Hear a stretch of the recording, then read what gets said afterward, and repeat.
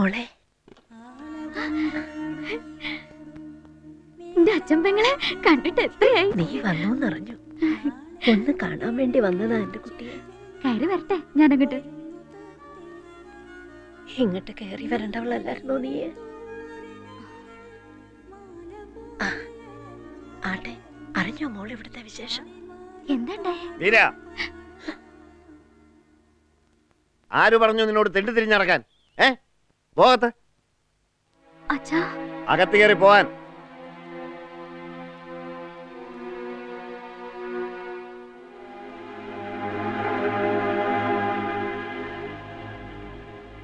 എന്നാലും എന്റെ ബാലരാമ, എന്റെ മോളെ കണ്ണു നിറച്ചൊന്ന് കാണുന്നതിന് മുമ്പ് അതിന്റെ ചോര കുടിച്ച് മതിയായില്ലേ നിങ്ങൾക്ക് ഇനിയും? മറ്റെല്ലാ സങ്കടങ്ങളും മറന്ന് ഇത്തിരി മനസമാധാനത്തോടെ ജീവിക്കുക എന്റെ കുട്ടി. വീണ്ടും പഞ്ചാര വർത്താനവും പറഞ്ഞ് ചതിക്കാനാ ഭാവമെങ്കിൽ കത്തിക്കും ഞാൻ ഇരിങ്ങാണ് ഒരു പത്തായപ്പുര.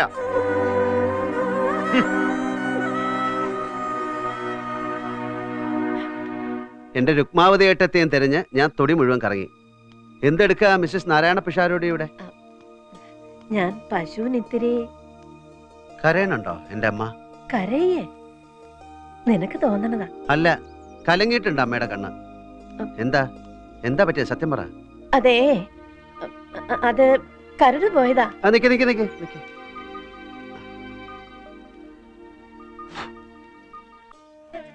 പോയില്ലേ പോയില്ലേ കരട്? ആകാശം പോലെ തെളിഞ്ഞു നിൽക്കുന്ന നമ്മുടെയൊക്കെ കണ്ണില് ഇടയ്ക്ക് ഓരോ കരട് എടുത്തിടും ദൈവം. അല്ലേ രുക്മാവതി എടുത്തേ?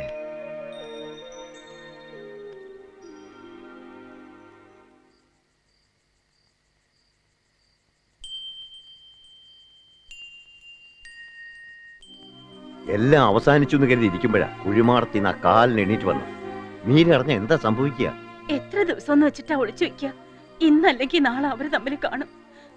ആലോചിക്കുമ്പോ എന്റെ നെഞ്ചു പിടയ്ക്കണം. ഒരൊറ്റ വഴി എന്റെ ബുദ്ധി തെളിയണുള്ളൂ. അവളെ അപ്പുട്ടൻ മാമന്റെ അടുത്തേക്ക് അയക്കുക, ബാംഗ്ലൂർക്ക്. ഈ വെക്കേഷൻ അവിടെ നിൽക്കട്ടെ മീര. പതുക്കെ അറിഞ്ഞോട്ടെ വിവരങ്ങളൊക്കെ. പെട്ടെന്നൊരു ഷോക്കാവുണ്ട് അവൾക്ക്. എന്നാ നാളെ തന്നെ അവളെ കൊണ്ട് നീ ബാംഗ്ലൂർ പോക്കോ. ശരി. ഞാൻ ബാംഗ്ലൂർക്കും കൊടൈക്കനാലിലേക്കൊന്നുമില്ല. നാളെ അമ്മയുടെ തറവാട്ടി പോണം. ഉത്സവം തുടങ്ങല്ലേ. ഇക്കുറി താലപ്പൊലി എടുക്കാന്ന് നേർന്നിട്ടുണ്ട് ഞാൻ.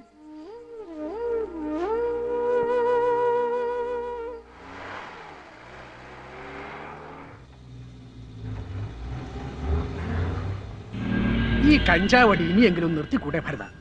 സുഖം ഗോവിന്ദ മാമയ്ക്ക് അറിഞ്ഞോടാഞ്ഞിട്ടാ. എന്ത് സുഖം? നമുക്കൊരു ട്രാൻസിൽ അങ്ങനെ പറക്കാം, ഒരു വിമാനം പോലെ, ഒരു തിത്തിരി പക്ഷിയെ പോലെ. അറിയോ ഗോവിന്ദ മാമയ്ക്ക് ഹിമാലയത്തിലുള്ള ഒട്ടുമിക്ക സന്യാസിമാർ ഇത് ഉപയോഗിക്കും. ഇത് മാത്രമല്ല, ചരസ്, ഭാങ്, സോമം, ഇതൊക്കെ. സന്യാസിമാരിലും കള്ളന്മാരുണ്ടെന്നർത്ഥം ഇല്ലേ?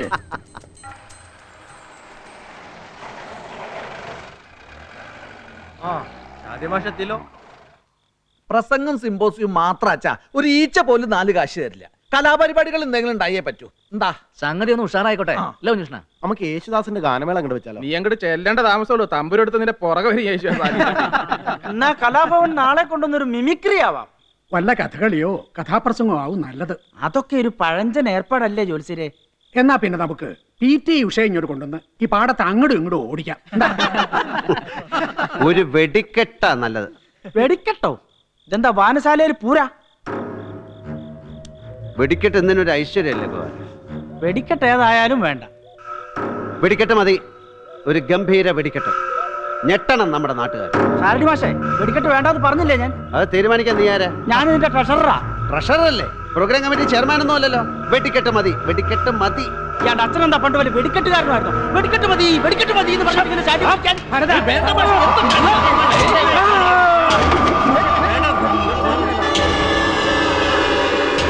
തുണി കെട്ടണം, ഡോക്ടർ അടുത്തേക്ക് എടുക്കുക.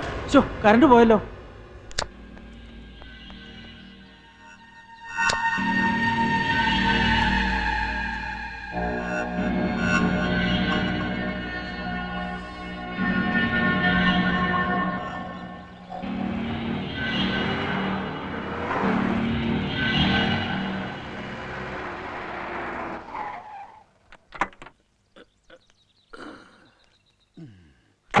നിന്റെ തല തല്ലി കീറിയിട്ട് നീ ഇവിടെ വന്നിരുന്ന് കഞ്ചാവടിച്ച് സൂയിക്കുക വെച്ചിട്ടുണ്ടാ നിനക്ക് ഞാൻ. വല്ലാണ്ട് പറ്റിയിട്ടുണ്ടോ ഗോവിന്ദ? 5 കുത്തിക്കെട്ട് അത്രേ ഉള്ളൂ. ഇരുട്ടടിയായിരുന്നു ഗോവിന്ദ മാമ. ഇരുട്ടടിയേ, ഇരുട്ടടി. ഈ ജ്യോത്സ്യന്മാർക്കും വക്കീലന്മാർക്കും ഒക്കെ പതിവുള്ളതാണല്ലോ ഇരുട്ടടി. അറിയോ ഗോവിന്ദ മാമയ്ക്ക്, ഇപ്പൊ ബോംബെയിലും ഡൽഹിയിലും ഒക്കെ ഇരുട്ടടി ഔട്ട് ഓഫ് ഫാഷനാ. ഇരുട്ടടിക്ക് പകരം AK-47 അവർ ഉപയോഗിക്കുന്നത്. അതോടെ കാര്യം കഴിഞ്ഞു. Easy approach. വലിച്ചു കയറ്റിക്കോ കഞ്ചാവ്. വേണമെങ്കിൽ ഇത്തിരി ബ്രാൻഡിയും കൂടെ വാങ്ങിച്ചു തരാം. എടോ, കീഴ്ക്കട ഈ തറവാട്ടിലാരും കള്ളും കഞ്ചാവും ഉപയോഗിച്ചിട്ടില്ല. നീയായിട്ട് അങ്ങനെ ഒരു കീഴ്വഴക്ക് ഉണ്ടാക്കുകയും വേണ്ട. 2 പുകയെടുത്താ പിന്നെ നിനക്ക് കോഴി ഏതാ കോഴിക്കോട് ഏതാന്ന് ഒരു നിശ്ചയമില്ല. കഷ്ടം തന്നെ. വല്ലാണ്ട് ക്ഷീണം തോന്നുന്നുണ്ട് പെങ്ങളെ. ഇത്തിരി പൊടിയരിക്കഞ്ഞ് ഉണ്ടാക്കിത്താ.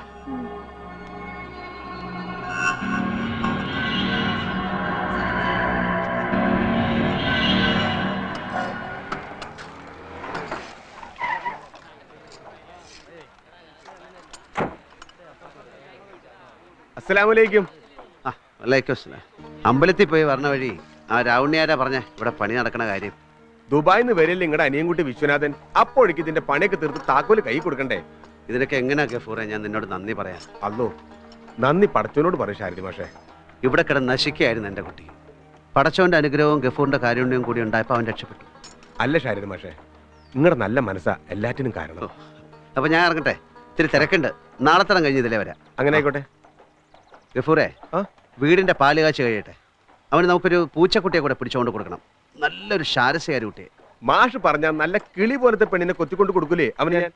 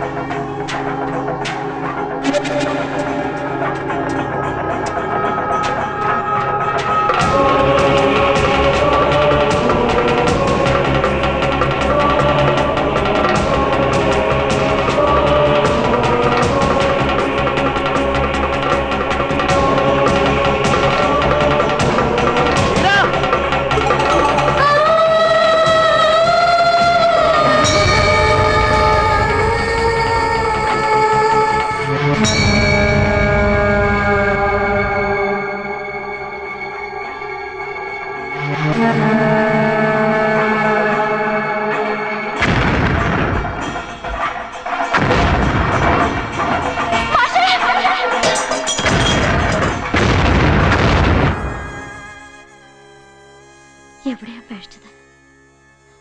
ആർക്കാ പഴിച്ചത്? ആരാ ചതിച്ചത്? അറിയണം എനിക്ക്. എനിക്ക് അറിയണം. അച്ഛനാണോ? അച്ഛൻ പെങ്ങളാണോ? എന്റെ ഭാഷയാണോ? അതോ ഈശ്വരന്മാരാണോ? മറ്റാരുമല്ല മീര, മറ്റാരുമല്ല. ഒരുപാട് മോഹിപ്പിച്ച് ഒരുപാട് സ്വപ്നം കാണിച്ചു തന്നു നിന്നെ ചതിക്കുഴി കൊണ്ട് ചാടിച്ചത് ആ പിശാച, നിന്റെ മാഷ്, എന്റെ പെങ്ങടെ വയറ്റി പിറന്ന ഭരതനെന്ന ആ കാലഭൈരവൻ. മറക്കണം നീ, എല്ലാം മറക്കണം. പുനർജന്മം എടുത്തു വന്ന ആ കത്തിവേഷം ഉരുപിടിച്ചാരുമായി ഭാരതപ്പുഴയിൽ ഒഴുകിപ്പോയെന്ന് നീ സമാധാനിക്കണം.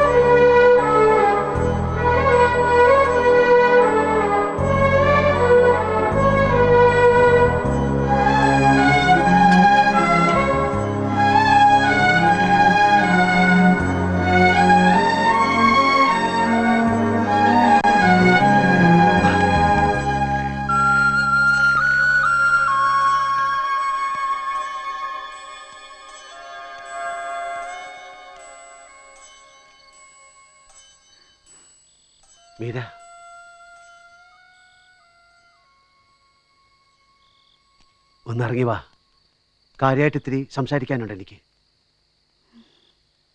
നിന്റെ മാഷ വിളിക്കുന്നത്. വാ, ഒന്നിറങ്ങി വാ.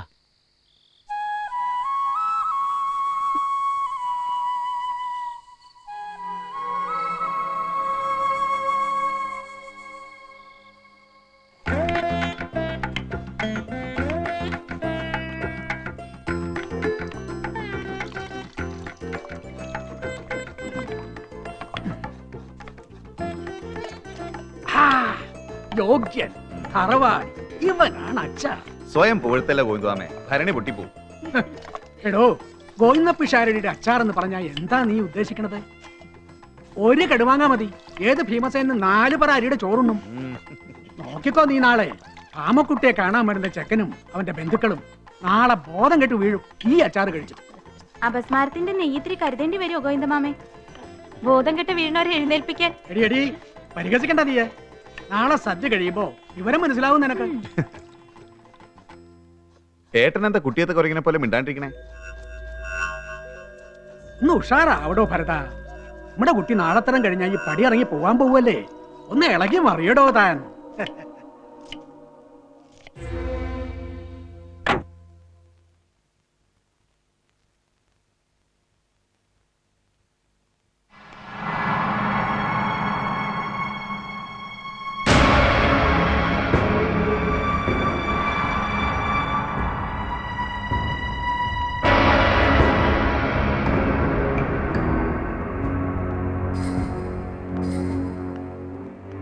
ആരാ പ്രഭാര ഇവരൊക്കെ?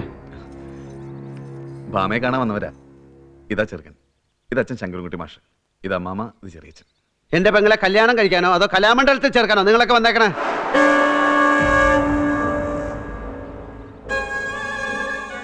ഇങ്ങനൊരു സമ്പ്രദായം കീഴ്ക്കട ഞങ്ങളുടെ തറവാട്ടിൽ ഉണ്ടായിട്ടില്ല.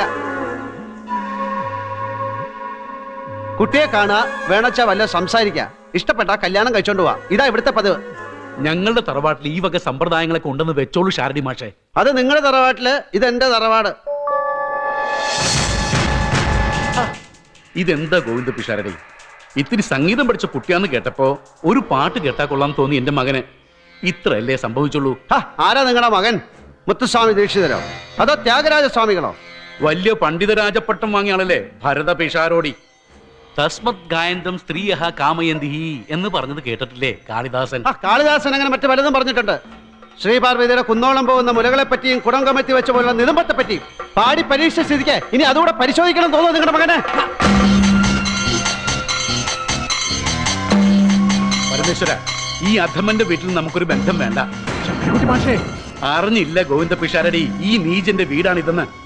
അറിഞ്ഞിരുന്നെങ്കിൽ ഇങ്ങനൊരു ബന്ധത്തിന്റെ പേരിൽ കേറി വരില്ലായിരുന്നു ഇവിടെ. വരിക.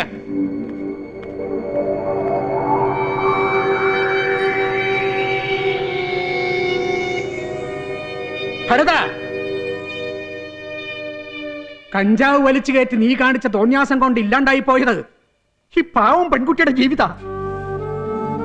മരിച്ചു മേലെ നീക്കണം നിന്റെ അച്ഛൻ തരില്ല നിനക്ക് മാപ്പ്. ഓർത്തോ? വല്ല കിണറ്റിലോ കുളത്തിലോ ചാടി ചാവണായിരുന്നു. നീ ഇതിനെ അങ്ങോട്ട് കൊല്ലടാ.